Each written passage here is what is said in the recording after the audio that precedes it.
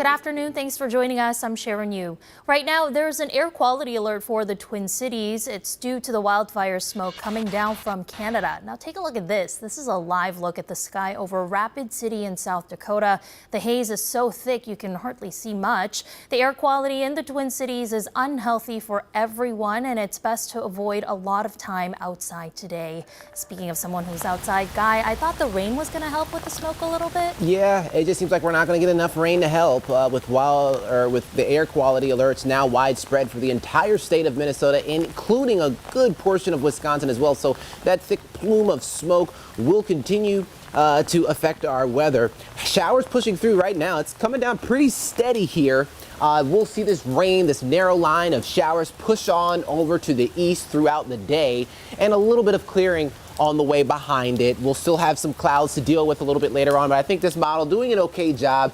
Well, fast forward to about 4 p.m., 5 o'clock, you'll see still some clusters of showers, maybe a couple thunderstorms embedded in this area of showers and storms over western Wisconsin. But we'll do a little bit of clearing up here. So the rain won't last all day. Showers still remain to the north later on this evening and overnight. Could clip portions of the metro with a slight shower chance, but overnight we'll make progress because tomorrow still looks like our dry day. So there you can see all of the air quality alerts issued for the entire state of Minnesota, and then you can see over Wisconsin as well. Here's your 7-day forecast. Let's break it down for you day by day. You have Friday, temperatures cooler.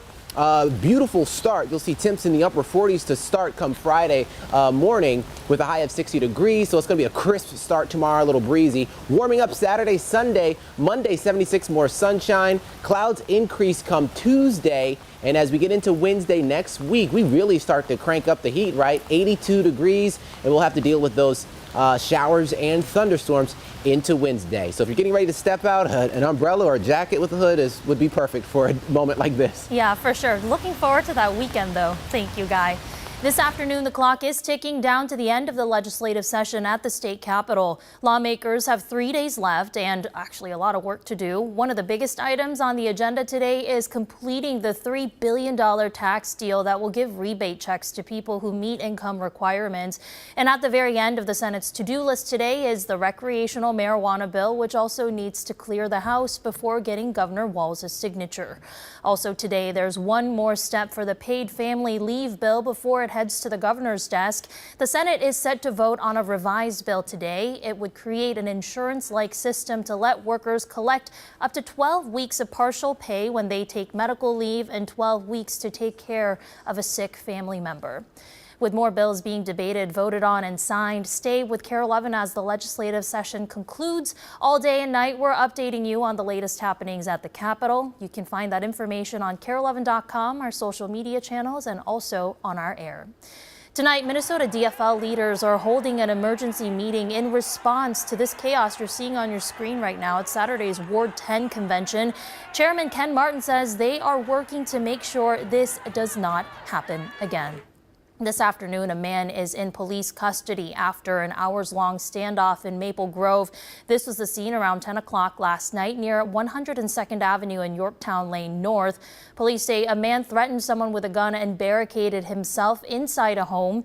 Now a 59-year-old man is in custody on domestic assault-related charges. Police say luckily no one was hurt and no shots were fired.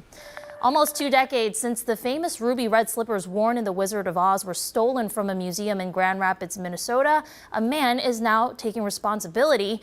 A grand jury in North Dakota indicted Terry Martin for the theft of major artwork. The one-paragraph indictment did not say what evidence led to Martin's charge. The famous slippers worn by Judy Garland in The Wizard of Oz were stolen in 2005 from the Judy Garland Museum and found in 2018 during an FBI operation in Minneapolis. Martin will appear in federal court June 1st, and we'll hear from the museum in our 5 o'clock newscast. All right, that's it for now. We'll be back in just 30 minutes with another news and weather update.